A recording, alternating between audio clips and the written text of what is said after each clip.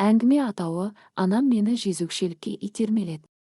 Бүгін мен оның жаназасын өзім шығара алмадым. Менің есімім Назерке, қазір 26-дамын. Бүгін анам қайтыс болды. Бірақ мен жыламадым. Керісінше жүрегім тынышып қалғандай.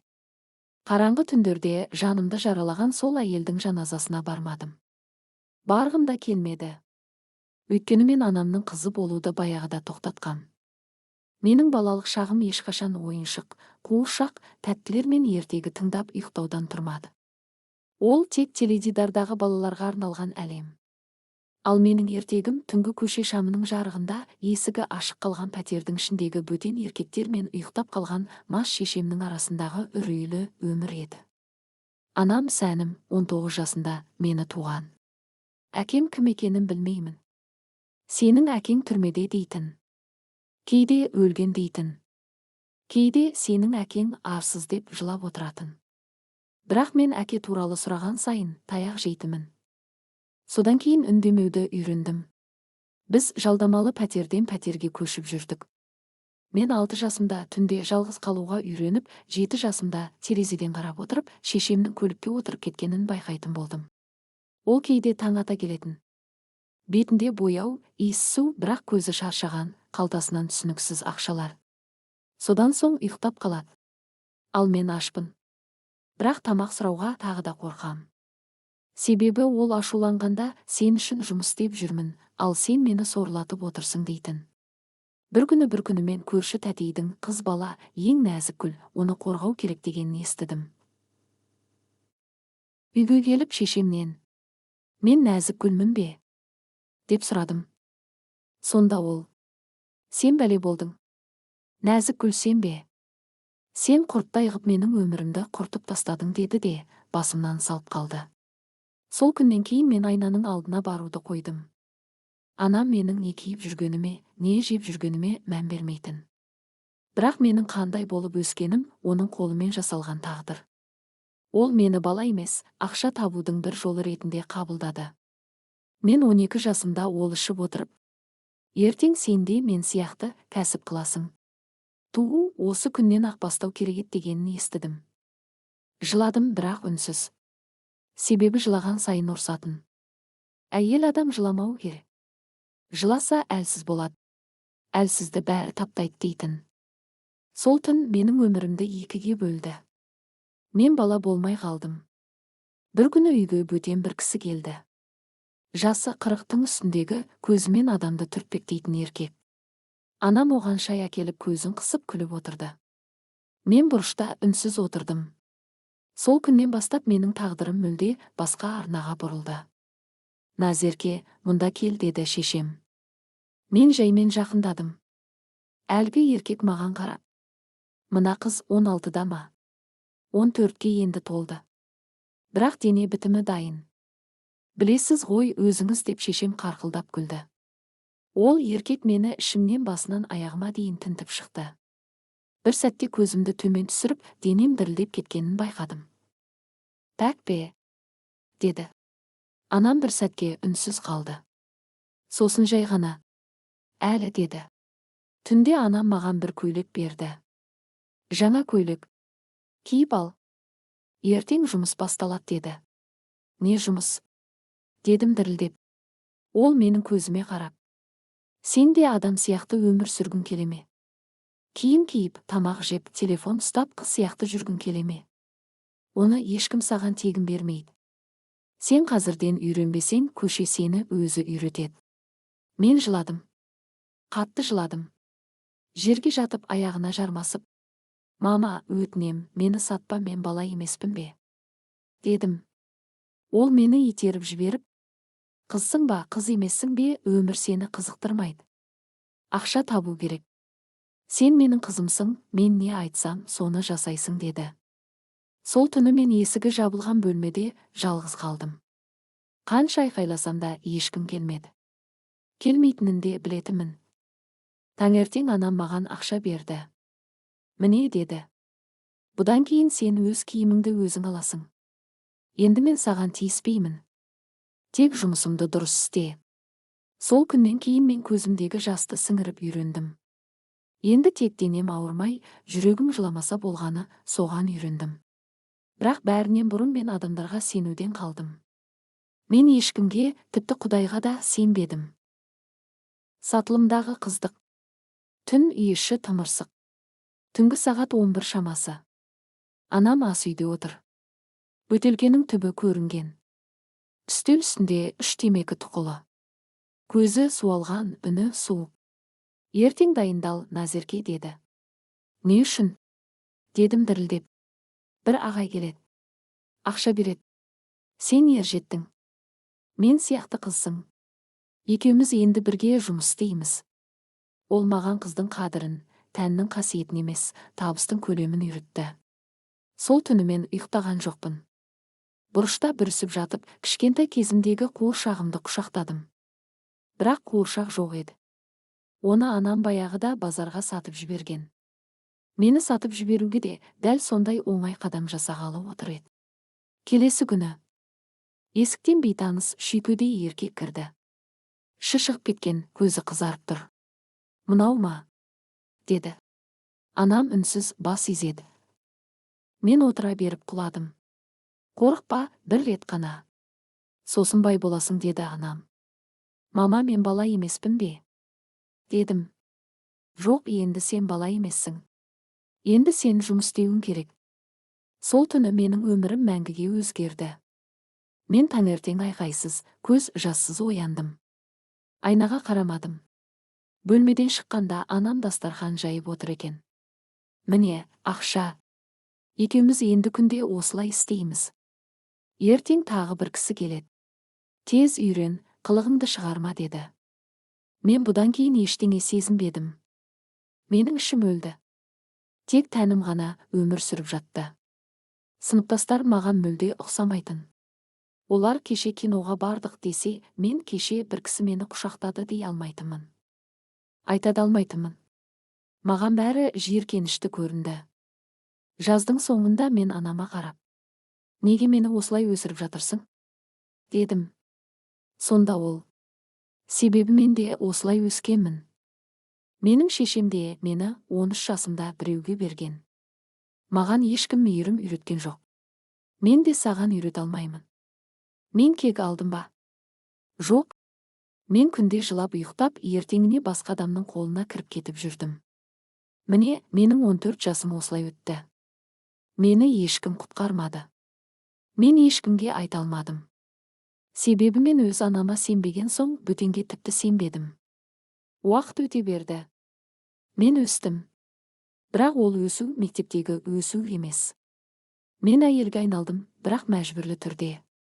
Жаным бала еді әлі. Ал тәнім саттық зат. 16 жасымда мен ештеңеге таңғалмайтын болдым. Жыл сайын жаңа жыл, туған күн, Наурыз дегендер тек өзгелер үшін болатын. Мен үшін ол тағы бір түн, тағы бір бөтен еркек, тағы бір ақша дегенді білдіретін.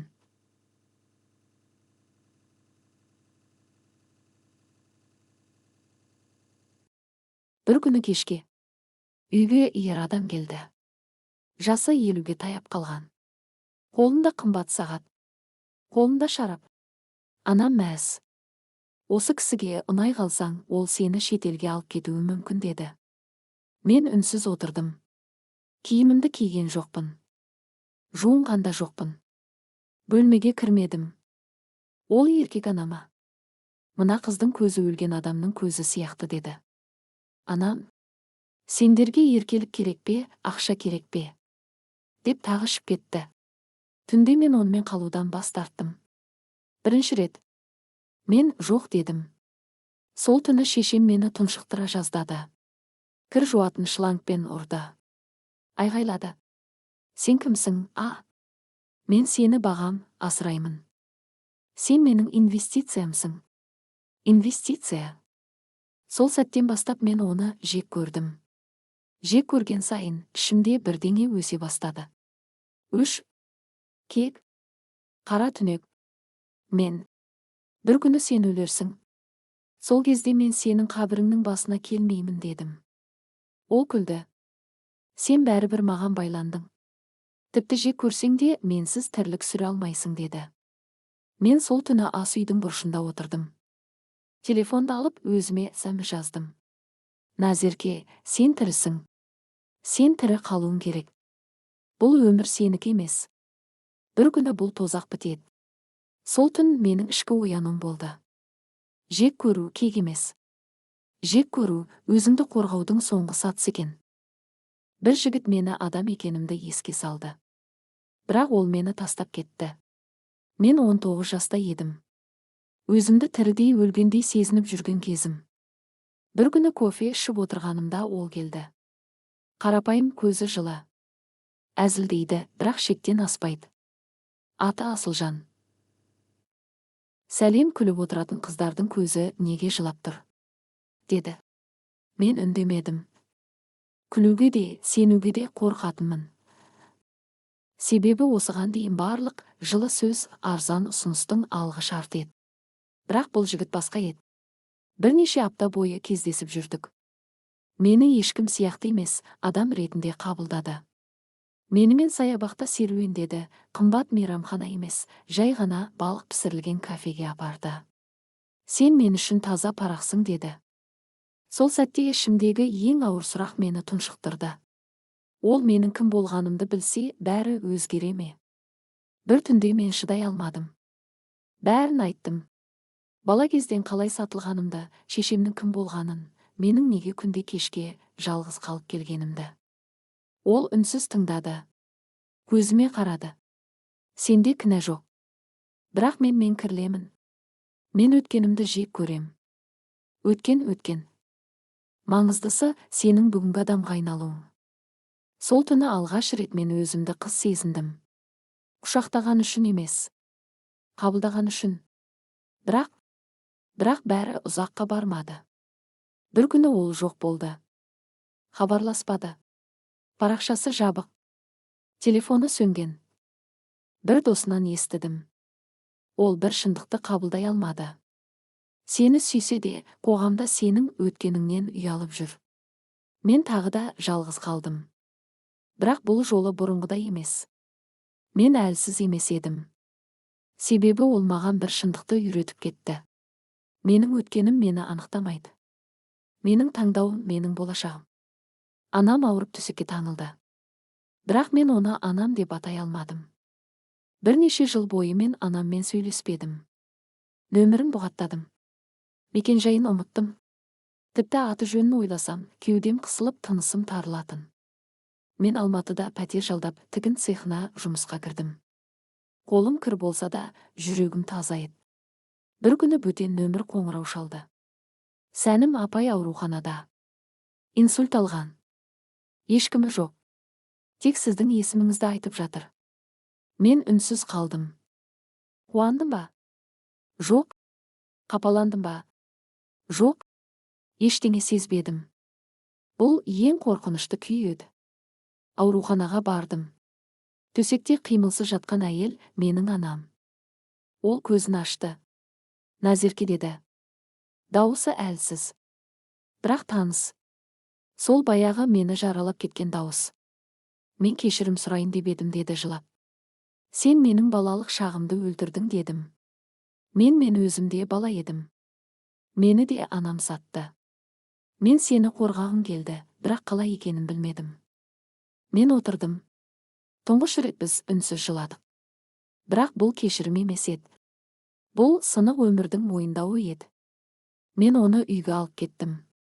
Жуындым, тамақ бердім. Бірақ аналық сезіммен емес, адамдық парызбен. Ол кейде қызым дейтін. Мен атыңмен ата. Мен саған бала бола алмаймын дейтінмін. Бір күні кешке ол. Мен сені жақсы көргем, тек білмей қалдым қалай көрсету керегін. Сол сөзі менің ішімді қопарып кетті. Себебі кеш болды. Бәріне кеш еді. Әңгіме, анам мені жезөкшелікке итермеледі. Анам төсекте қозғала алмай жата берді. Күніге таңғы асын беріп, дәрісін уақытылы ішкізетімін. Ол тірі, бірақ көзінде баяғы өмір жоқ. Тек өткенге үңілген, өкінішпен үнсіздікке батқан бейне. Бір күні кешке. Назерке, бірдеңе айтқым келеді, деді. Ол көзіне жас алып, ақырын тіл қатты. Сенің әкең ол тірі. Бірақ мен саған оны айтпадым. Неге? Өйткені ол сені қабылдамады. Ол сені туғызбауды сұрады. Ал мен сені дүниеге әкеліп өзім жаралап қойдым. Мен үнсіз тыңдадым. Қайран балалық шағым. Жалған ертегі, өтірік ата, сатылған ар, тұншыққан сағыныш. Бәрі бір әйелдің шешіміне байланып тұрған екен. Мен сені жақсы көрдім, Назерке. Бірақ неге сонша қатыгез болдың? Себебі мен өзіме жек көрінішті болдым. Өз-өзімді кешіре алмадым. Сол үшін сені де жақсы көре алмадым. Сол сөз жүрегімнің тереңіне қадалды. Мен ешқашан ол әйелдің аяғына жығылмаспын. Бірақ сол сәтте мен алғаш рет кешіре алмадым, бірақ түсінуге тырыстым. Ертесіне мен оған таңғы шайын әкелгенде ол қозғалмай жатты. Көзі жұмық. Алақаныммен жансыз денесін ұстағанда алғаш рет көзімнен жас шықты. Жек көрген адамым анам еді. Бірақ мен енді оның жоқ екенін сезінгенде жүрегімнен бір бос кеңістік ойылып қалғандай болды. Мен жыладым. Балалық шағым үшін емес. Жіберіп үлгермеген кешірім үшін. Сабақ. Кейде адамды жек көргенің оны жақсы көргің келгеннің дәлелі. Бірақ шынайы махаббат пен кешірім айтылмаса, іштей шіріп қалады. Кешірім сұрауға немесе кешіруге ешқашан тым ерте емес. Бірақ тым кеш болуы мүмкін. Өмірден алынған шынайы оқиғалар тыңдағыңыз келсе арнаға тіркеліп достарыңызбен бөлісіңіз. Келесі кездескенше аман сау болыңыз.